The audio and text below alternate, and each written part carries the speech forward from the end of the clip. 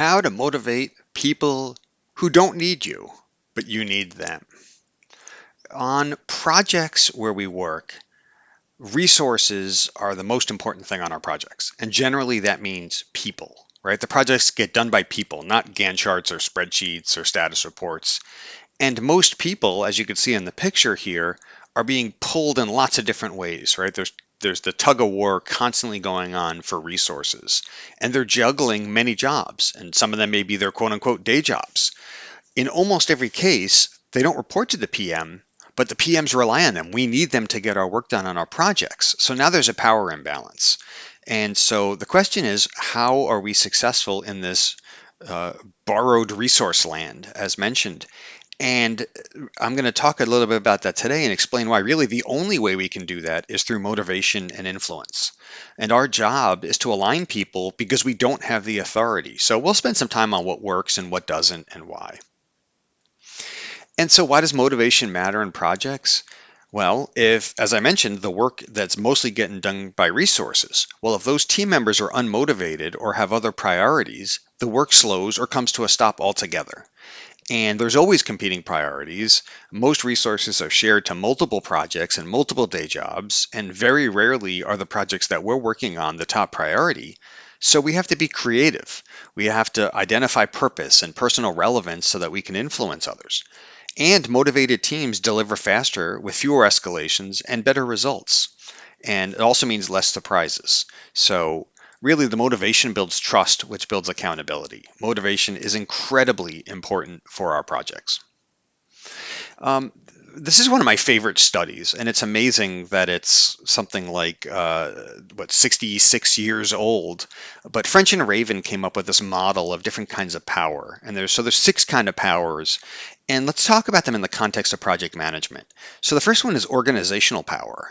And most of our projects are matrixed, so we don't have organizational or legitimate power. We're not the boss. Work has become so complex and solutions have become so complex that the PMs really can't get into the details of what the solutions of the business are. So we very rarely have expert power, which is knowing about that.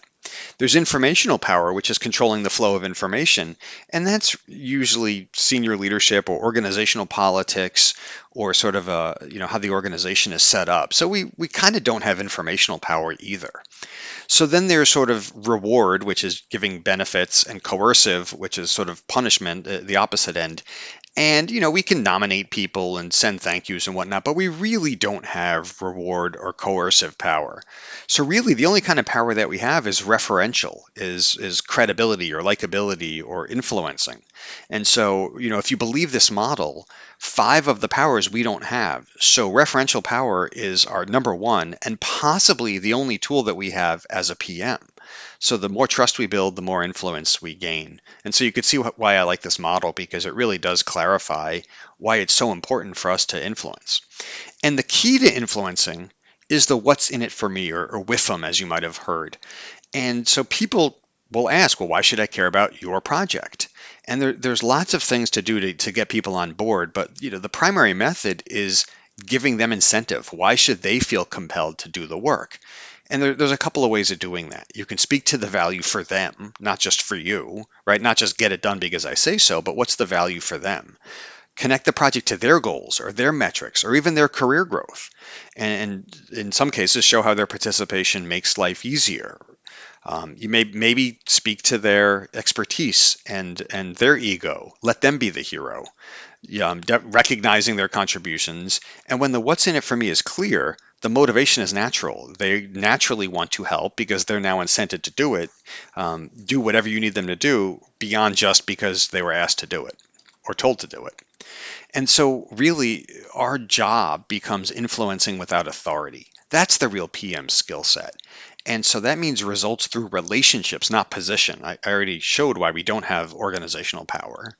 And so we need to understand what's important to people. What are their incentives? What drives people? Is it working on a cool project? Is it getting recognition? Is it building relationships with senior people? What is their incentive? And work towards that. And you're going to need to adapt to each personality because people are different and have different motivators. So you can't apply a one size fits all model.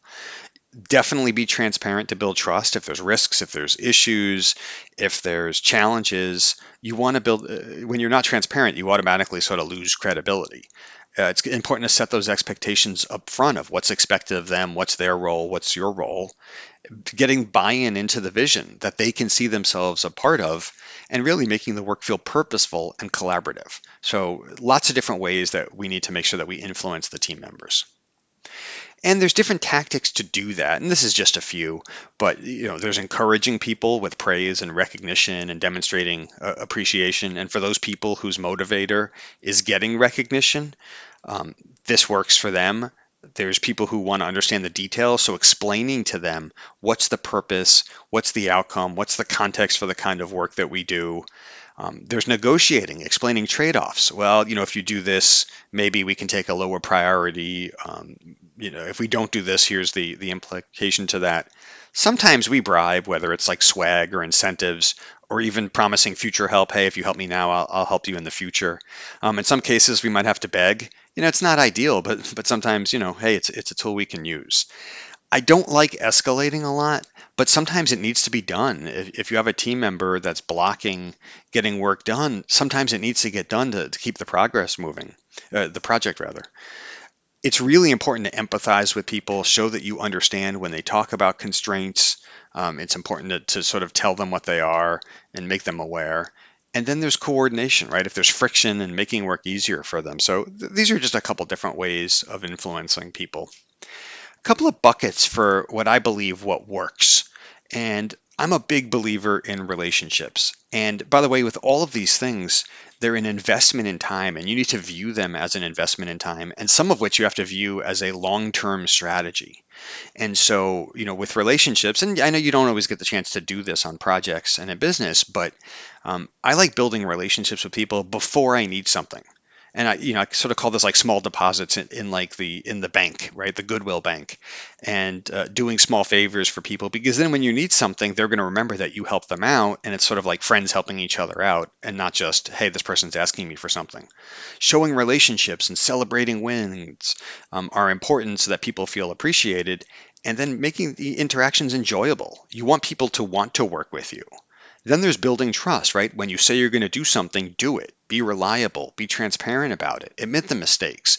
All of these things build credibility with people that, again, they're going to want to work with you. You got to be respectful of the time and the workload.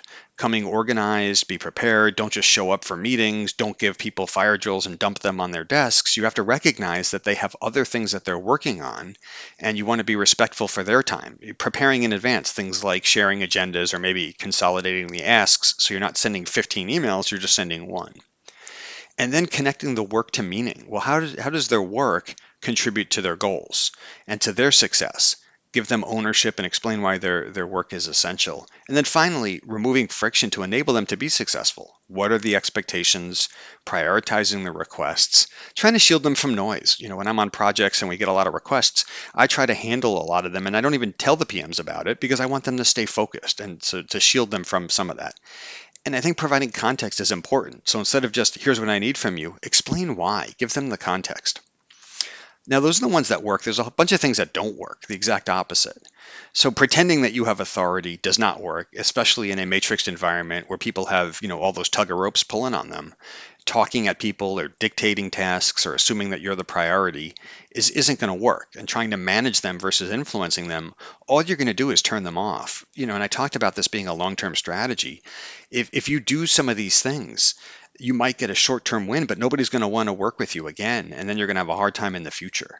And same thing with communications. If you're just asking for things but not explaining, or your last-minute requests with long emails and it's unclear what you're asking for, is a very easy way to turn people off. Escalations, I've already mentioned I'm not really a fan of them because I feel like you're going to tell on them and then they're going to not want to work with you. So escalating too early or often doesn't work, or guilt tripping people or emotional pressure. Those are just not any of them are good long-term techniques. And as I've mentioned before, you want to recognize their workload. They have competing priorities. They have other things. So expecting instant responses and overlooking what they're working on, or not checking their bandwidth, is an easy way for them to sort of push you off on the side. And then finally, if they do help you out, Make sure that you acknowledge their effort. Taking their contributions for granted or only talking to them when you need something or not recognizing them or sharing credit are all ways for somebody to not want to work with you again. And so, look, we talked about this as sort of a practical strategy, and there's a few things. I've mentioned starting relationships early, don't wait for the kickoff. Make those credibility deposits. You can see in the picture there, depositing some coins into the Goodwill bank account. Ask how people prefer to work and celebrate their milestones. Where possible, provide templates or clarity so that they know what to work on. Organize the requests so that people aren't overwhelmed by many requests, and organize and prioritize them, by the way. Give people ownership and not just chores. And at the end, make collaboration enjoyable. I've mentioned this a few times. You want people to want to work with you. So whether that's humor or empathy or humanity, you want people to work with you. So bringing it all together is, look, we're in an environment where resources don't report to us. They have their own personal challenges and they have a lot of things on their plate. And so we have to motivate people, and we motivate through trust and not authority. The only power we have is referential, so we need to build it intentionally. Think about what's in it for other people and use different influencing styles based on that kind of person. And do the things that build the motivation and less of what kills it, all the things that don't work. And look, as I've mentioned, the influencing techniques require an investment in time, and you got to take that long-term view. You want people to work with you, especially if you're going to be at a company for a while, in the long term, and not just get sort of a short-term win that ruins the longer-term relationships. Because remember, they don't need you in some cases, but if they help you, then you win. And if they want to help you, if they're intrinsically motivated to do it. So we make people feel valued, not obligated. Hopefully you're incented and motivated now after hearing this. And let me know what you think in the comments.